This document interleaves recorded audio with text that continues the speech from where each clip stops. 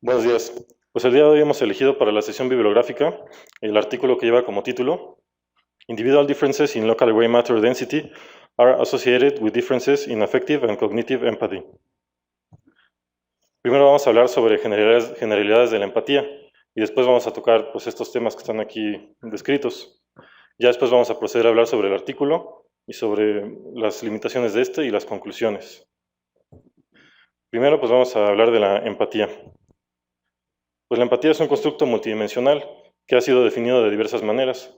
Se ha propuesto un constructo más específico para definir a la empatía, en el cual se incluyen 4 rubros indispensables.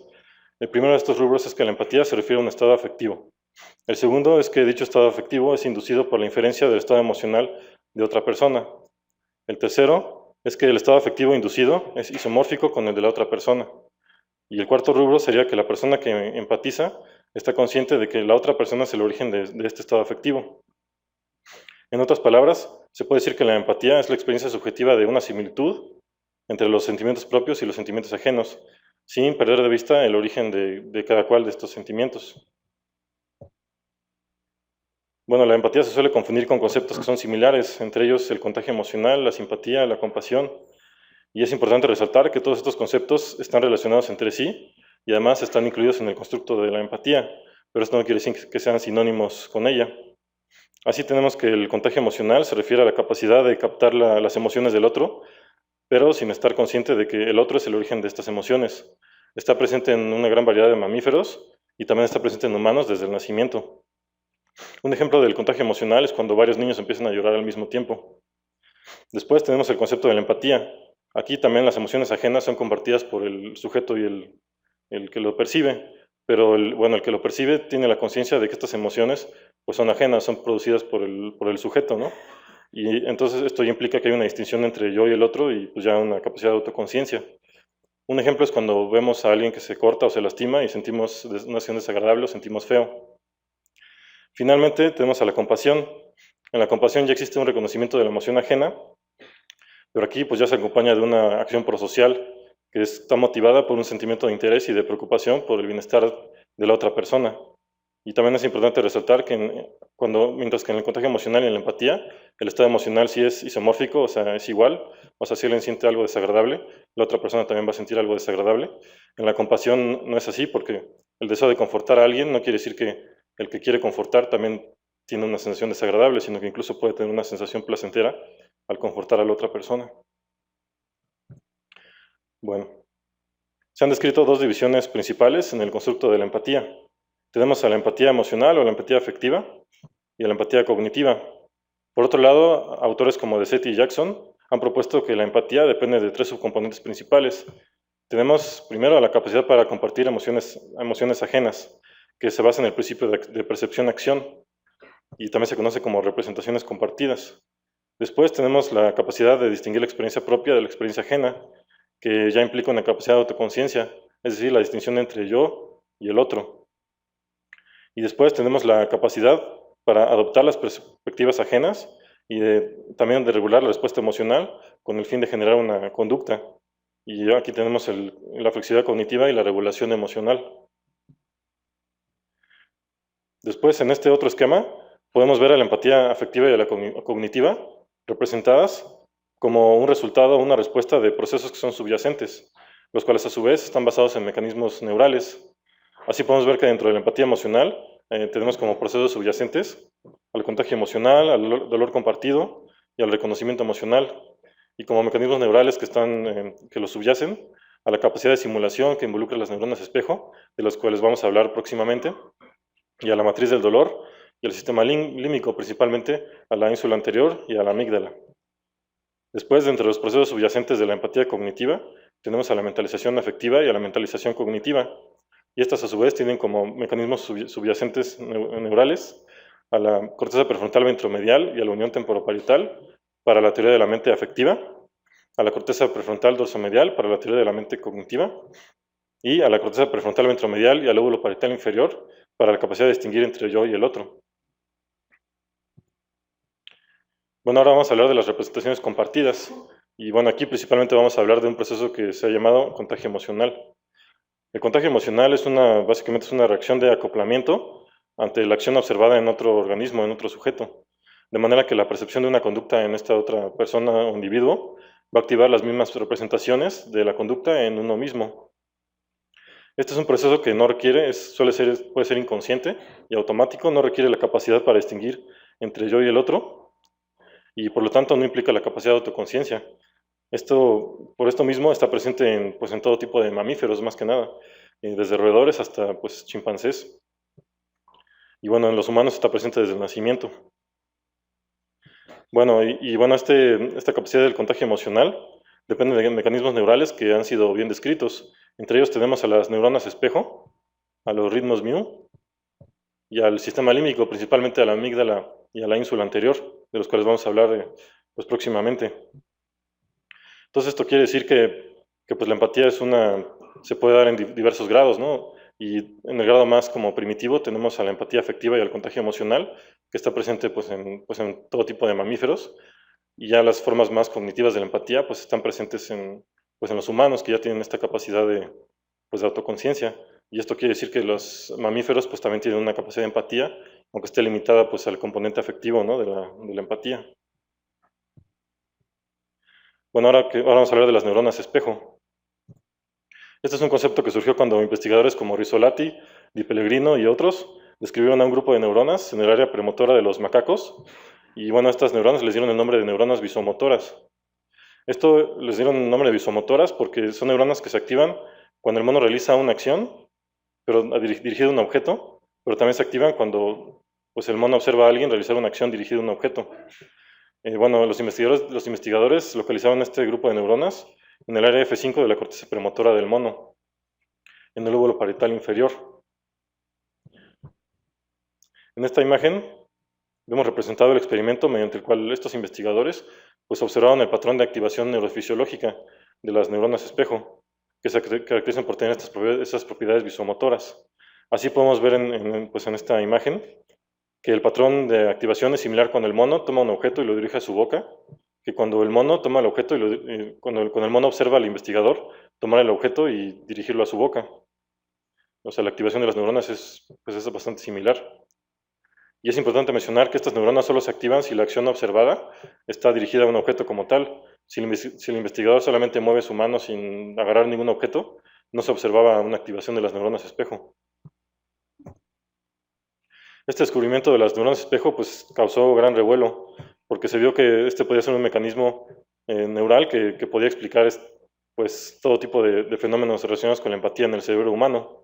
En particular, vieron que podía proveer un mecanismo para la simulación, para la imitación, desde emociones hasta estados mentales ajenos y percepciones más elaboradas, ¿no? Y más abstractas. Y bueno, incluso hay quienes piensan que este es el mecanismo neural que puede explicar el contagio emocional y el desarrollo posterior de la empatía. Y bueno, se han desarrollado diversos estudios de neuroimagen en humanos que han localizado varias áreas que se activan con un patrón que sugiere el de las neuronas espejo. Y bueno, la actividad de neuronas espejo más consistente en humanos se ha descrito en el giro inferior del lóbulo frontal y en el lóbulo parietal inferior. En esta imagen vemos una correlación entre el cerebro del mono, la actividad de neuronas espejo entre el cerebro del mono y el cerebro del humano. Ha habido experimentos, entre ellos uno hecho por Chakrabarty y Baron Cohen, que establecieron una correlación positiva entre la activación del área del giro frontal inferior al observar videos con alto contenido emocional con puntuaciones más altas en una escala de empatía, que fue el Empathy Quotient.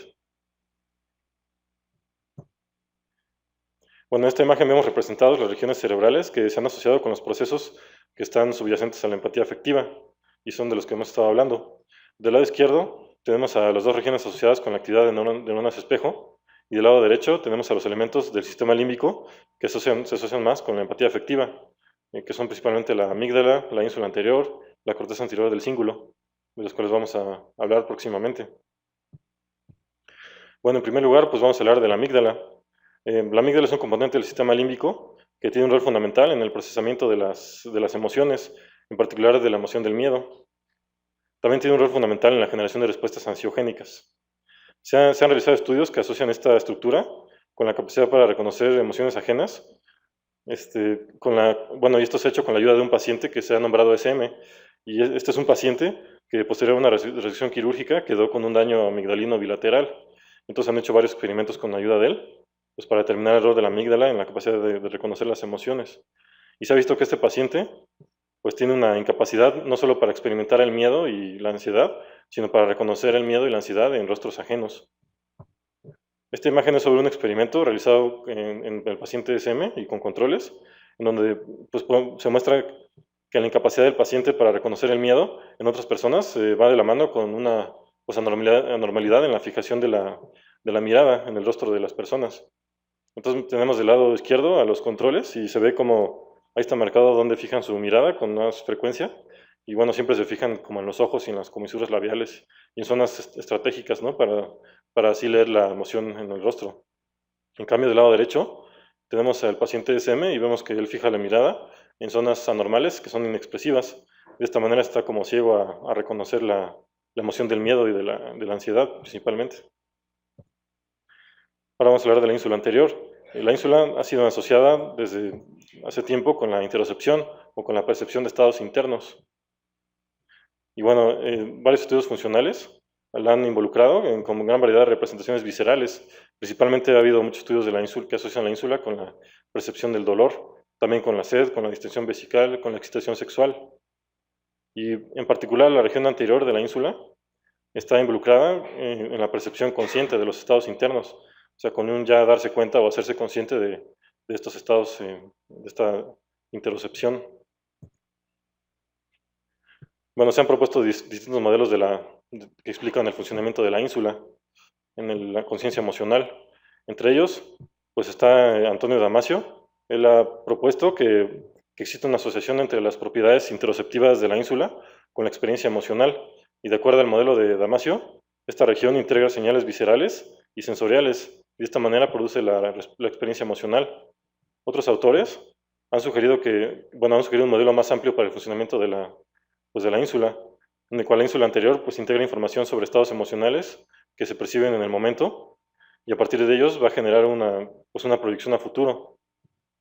Y en conjunto las acciones de la ínsula producirían un estado emocional global y este estado emocional global reflejaría la integración tanto de la interocepción como de la predicción del riesgo y esto sería esencial para el proceso de toma de decisiones. Ahora vamos a hablar de la capacidad de distinguir entre yo y el otro. Y bueno, aquí es donde hablamos del concepto de la autoconciencia. Y bueno, la autoconciencia se refiere como en un nivel más básico a la capacidad de discernir entre la experiencia subjetiva de la del entorno, también de la capacidad de distinguir la experiencia propia de las experiencias ajenas. Y bueno, la autoconciencia es indispensable para poder inferir el estado mental del otro individuo. Y esta es una capacidad que no depende de una región específica, sino que más bien emerge de diversos procesos que están distribuidos a lo largo de diferentes regiones cerebrales. En particular se ha visto un involucramiento de la corteza prefrontal y del lóbulo parietal inferior. También se ha descrito que el hemisferio derecho tiene un rol prominente en la generación de la autoconciencia. De acuerdo a varios estudios, entre ellos los hechos por Keenan y colaboradores, se ha argumentado que el hemisferio derecho es clave para la generación de la autoconciencia y para la atribución de estados mentales. También se ha descrito que el desarrollo de la capacidad para discernir entre el yo y el otro coincide con el desarrollo de las funciones ejecutivas. Entre las funciones ejecutivas pues tenemos a la flexibilidad cognitiva, la autorregulación, a la planeación, la inhibición de la respuesta y la resistencia a la interferencia. Y bueno, hay evidencia creciente que indica que la corteza parietal juega un papel muy importante en el sentido de la agencia de las acciones y de los pensamientos. Y bueno, esto se refiere a la capacidad de saberse autor y generador de las acciones y pensamientos propios. Y bueno, el lóbulo parietal inferior es un área de asociación heteromodal y tiene múltiples conexiones recíprocas tanto con la corteza prefrontal como con los lóbulos temporales y tiene diferentes aferencias tanto del tálamo posterior, de áreas límbicas, áreas visuales, auditivas y somatoestésicas. Esto le confiere a esta región un papel en la elaboración de una imagen corporal en tiempo y en espacio. Y de esto depende pues, el sentido de la agencia, ¿no? Ahora vamos a hablar del concepto de la flexibilidad mental o flexibilidad cognitiva. Este es un concepto que involucra a la capacidad para adoptar la perspectiva del otro. Y bueno, esto es importante ya que las formas más complejas de la empatía involucran la capacidad de crear una teoría del estado mental del otro y así para poder tomar su perspectiva cognitiva. Este es un proceso que va muy de la mano con la habilidad, con las habilidades relacionadas con la teoría de la mente. Ahora vamos a hablar pues, de la teoría de la mente como tal. Este es un concepto que se ha definido pues, como la habilidad de poder atribuir estados mentales como creencias, motivos, deseos, pretensiones, incluso conocimiento, tanto a sí mismo como a los demás, y también como la capacidad de poder entender o inferir lo que otros están pensando, lo que creen o lo que desean. Y bueno, las habilidades de la teoría de la mente pues no están presentes desde el nacimiento, ni y bueno, no se han descrito en otras especies además del humano. Y bueno, se ha visto que empiezan a aparecer entre los 3 y 4 años de edad.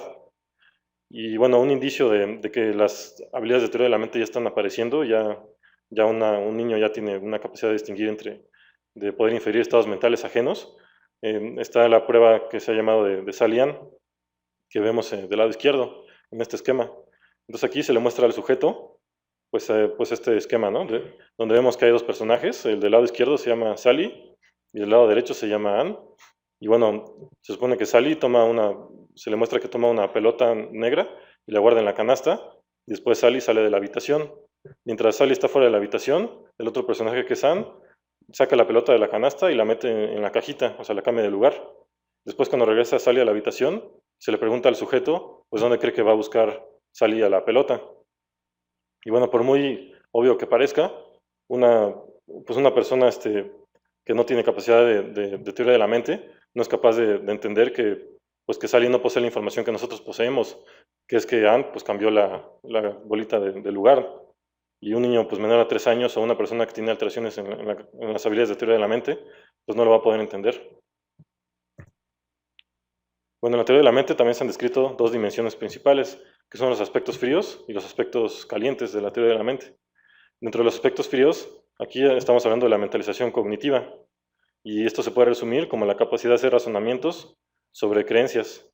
Y dentro de los aspectos calientes de la teoría de la mente, estamos hablando de la mentalización afectiva, y aquí básicamente se puede resumir en un razonamiento sobre las emociones de otros.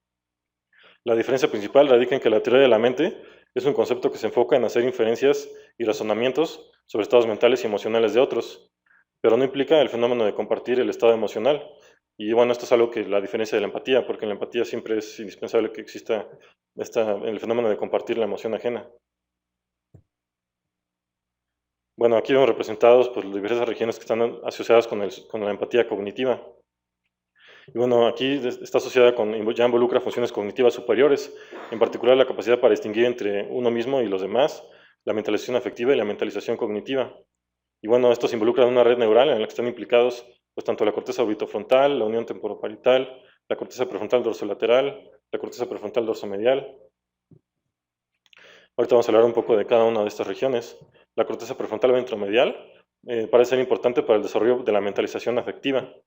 Y esto está relacionado con que está muy conectada con la amígdala. Después, las regiones más dorsales de la corteza prefrontal se asocian con formas más neutrales y cognitivas de la mentalización. Y después está la corteza orbitofrontal. Esta se asocia con estímulos emocionales y con la conducta social. Y bueno, se ha visto que lesiones en la corteza orbitofrontal se suelen asociar con una empatía disminuida y con habilidades disminuidas de la teoría de la mente.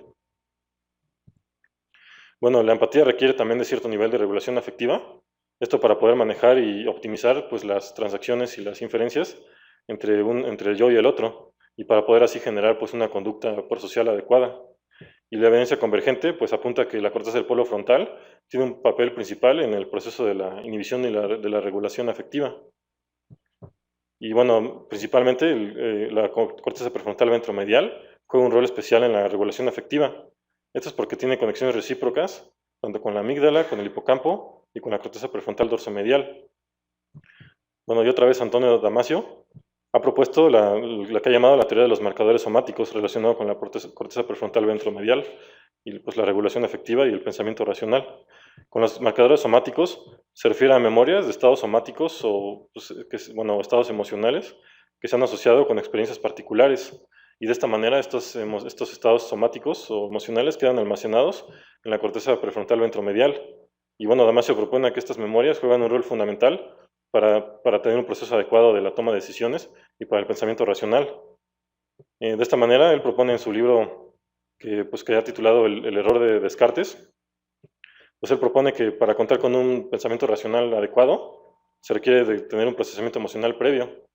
Y bueno, este concepto pues, es contrario a la división absoluta que antes solía hacerse pues, entre pensamiento racional y pensamiento pues, emocional, que siempre han sido considerados como procesos antagónicos en la mente. Y él propone pues, que no, uno es indispensable del otro. Ahora vamos a empezar a hablar del artículo en cuestión. Bueno, el artículo, como ya dijimos, se titula Individual Differences in Local Gray Matter Density are Associated with Differences in Affective and Cognitive Empathy. Este artículo fue publicado a principios del 2015 en la revista Neuroimage, en el volumen 117, y esta revista tiene un factor de impacto calculado de 6.36. Y bueno, el tipo de estudio realizado aquí en el artículo fue transversal, esto porque los participantes se les realizó únicamente una medición en un solo momento, y también es comparativo, ya que se compararon los valores de la escala de empatía con los valores obtenidos en la morfometría basada en voxeles, y esto fue pues, en todos los participantes. Los objetivos del estudio fueron los siguientes. Por un lado, identificar si los diferentes componentes de la empatía están asociados con las diferencias en la materia gris. Por otro lado, el otro objetivo fue proveer evidencia de la validez y confiabilidad de estudios que se han realizado previamente, que también han comparado la ansiedad de la materia gris mediante la morfometría basada en voxeles con escalas de empatía. Y bueno, el objetivo aquí fue replicar conceptualmente los hallazgos de estos estudios.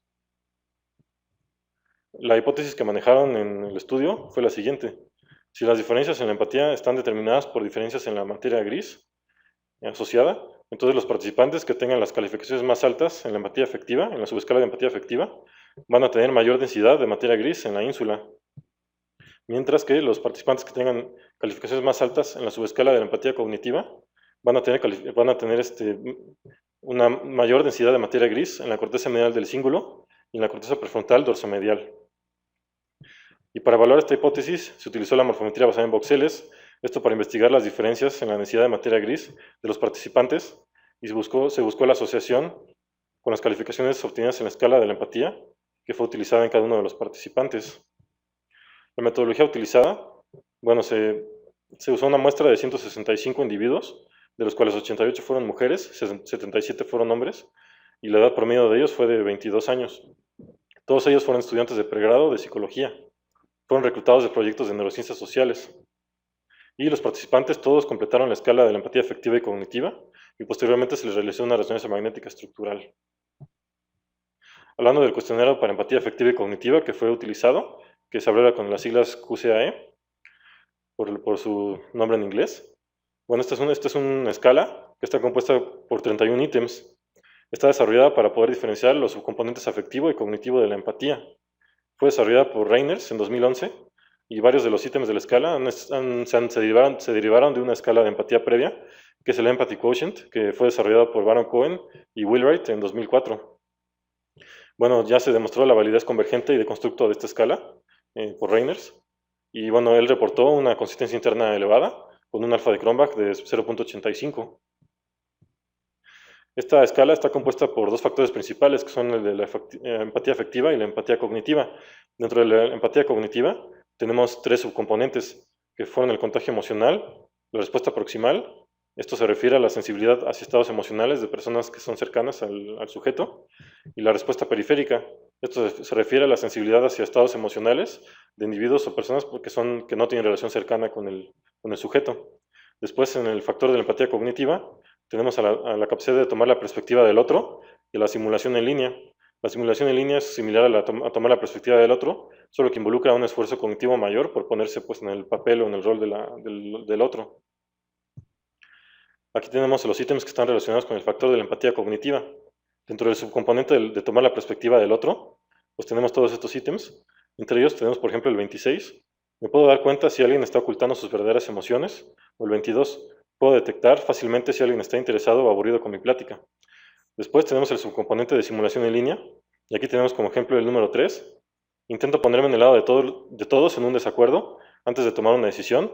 Y el 28, normalmente soy capaz de apreciar la perspectiva del otro, incluso si no estoy de acuerdo con esta. Después tenemos el factor de la empatía afectiva.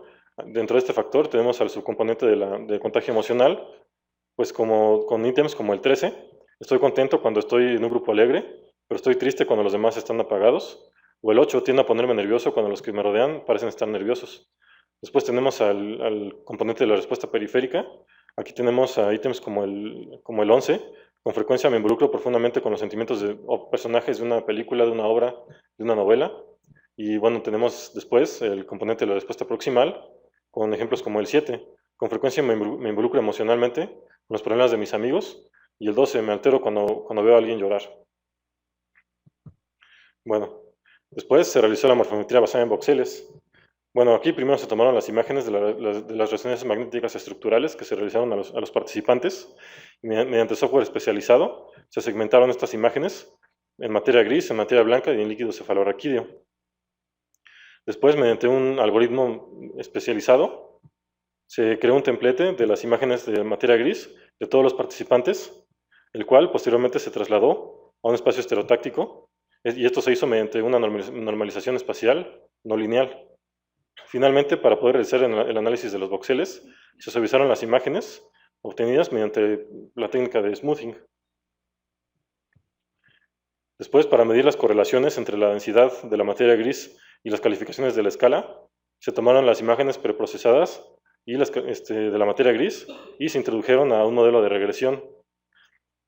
Utilizando un software especializado, pues se hizo la correlación entre las regiones corticales y los componentes afectivos y los cognitivos de la prueba. Y bueno, para poder medir la densidad cortical en las áreas específicas que ya han sido relacionadas con la expresión tanto de empatía cognitiva como afectiva, se utilizó un llamado abordaje basado en regiones de interés. Y bueno, para esto se basó en un metaanálisis previo que fue realizado en 2011, en el cual se realizó una asociación de que la ínsula era la región que estaba más comúnmente asociada en los estudios con la expresión de la empatía afectiva. Y de este metaanálisis se obtuvieron estas coordenadas para la ínsula izquierda y estas coordenadas para la ínsula derecha. En este mismo metaanálisis se había establecido que la región más comúnmente asociada con la empatía cognitiva fue la corteza medial del cíngulo y la corteza prefrontal dorsomedial. Y a partir de este metaanálisis se obtuvieron estas coordenadas para estas regiones. Bueno, entonces ya una vez obtenidas las coordenadas, se creó un espacio de aproximadamente 10 milímetros alrededor de cada una de estas regiones para aquí hacer la medición de los voxeles. Ahora vamos a proceder a hablar de los resultados. Primero se realizó un análisis factorial confirmatorio de la escala de Reiners, esto con la finalidad de evaluar la validez y la confiabilidad de la escala. Este análisis confirmó que los ítems de los subcomponentes de contagio emocional, respuesta proximal y respuesta periférica, en verdad miden el factor de la empatía afectiva y no miden el factor de la empatía cognitiva, que es como debería de ser. Y en cambio los ítems que relacionados con la toma de perspectiva del otro y con simulación en línea, en efecto miden a la empatía cognitiva y no miden a la simulación en línea. En total, el análisis factorial explicó un 67.1% de la varianza total de los participantes. Después, ya que se hizo el análisis de la morfometría basada en voxeles, pues la correlación entre la densidad cortical y los resultados de la escala reveló que los resultados más altos en la empatía afectiva estaban asociados con una mayor densidad de materia gris en la ínsula izquierda. Esto con un R de 0.27 y una P de 0.035, y también con una mayor densidad de materia gris en la ínsula derecha, con una R de 0.23 y una P de 0.021. Mientras que la correlación hecha entre la densidad cortical y los resultados de la prueba revelaron que los resultados más altos de la subescala de empatía cognitiva estaban asociados con una mayor densidad de la materia gris en la corteza medial del cíngulo y en la corteza prefrontal dorsomedial, con una R de 0.16 y una P de 0.043. En esta imagen vemos en la parte superior, están marcadas en color las regiones de interés que fueron analizadas y correlacionadas con la subescala de empatía afectiva, que son las ínsulas izquierda y la ínsula derecha. Y en la parte de abajo vemos el modelo de regresión lineal, en el cual se correlacionan las dos variables. Entonces podemos ver que la correlación entre la densidad de la materia gris de la ínsula izquierda y derecha con las calificaciones de la subescala de empatía afectiva tiene una tendencia progresiva y positiva, con unos valores que son los que ya dictamos de la R y de la P. En esta otra imagen, pues vemos que en la parte superior está las regiones de interés que fueron correlacionados con la subescala de empatía cognitiva, que son la corteza medial del cíngulo y la corteza prefrontal dorsomedial. Abajo se puede ver la regresión lineal, en la cual se asoció pues, la densidad de estas áreas con la calificación de la subescala de empatía cognitiva. Aquí también se puede ver que hay una tendencia progresiva en la regresión lineal. Y bueno, aquí están otra vez los valores de R y los valores de P que ya dijimos. Bueno, entonces se concluye que en el presente estudio se encontró que las diferencias individuales en los resultados de la empatía afectiva y de la empatía cognitiva están asociados con las diferencias en la densidad de la materia gris, tanto de la ínsula como de la corteza medial del cíngulo y de la corteza prefrontal dorsomedial. Bueno, por un lado, este hallazgo pues, aporta más evidencia al rol que se ha propuesto de la ínsula en la generación de la conciencia de las emociones. Según esta propuesta, la ínsula generaría representaciones internas tanto de emociones positivas como de emociones negativas, y esto lo haría integrando estímulos ambientales con sensaciones interoceptivas, viscerales y autonómicas. Y bueno, esta capacidad de tomar conciencia del estado emocional global del organismo se considera que juega un papel integral en el proceso de toma de decisiones y por lo tanto en el pensamiento racional. También por otro lado, los hallazgos encontrados en el estudio fueron consistentes con trabajos previos que buscaron correlacionar estudios de imagen funcional y morfometría basada en voxeles con escalas de empatía. Al utilizar este estudio, este estudio utilizó el estudio presente una metodología diferente y novedosa. Y bueno, la metodología diferente fue el utilizar los resultados de las subescalas como unidades de regresión en el análisis de la morfometría basada en voxeles. Y al encontrar en el estudio los hallazgos consistentes con los estudios previos, se replicó conceptualmente los resultados de estos estudios. Bueno, ahora pues hablando de las limitaciones del estudio, pues podemos decir entre ellas que, en el estudio no se realizó un tamizaje para descartar trastornos psiquiátricos en los participantes, solamente se descartaron trastornos neurológicos, pero pues no especifica que hayan buscado trastornos psiquiátricos.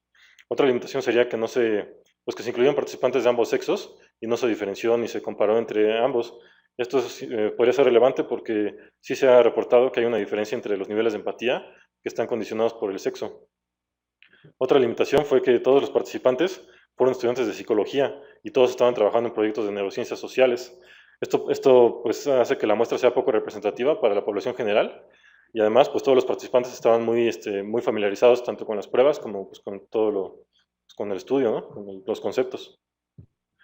Y como conclusiones, bueno, en el artículo se mostró que las diferencias volumétricas en la estructura cerebral subyacen a expresiones diferenciales de la empatía y que esto involucra componentes afectivos y componentes cognitivos. De esta manera, pues el presente estudio provee mayor confirmación de que la empatía es un constructo multidimensional y que además implica expresiones diferenciales de habilidades tanto afectivas como cognitivas. Muchas gracias.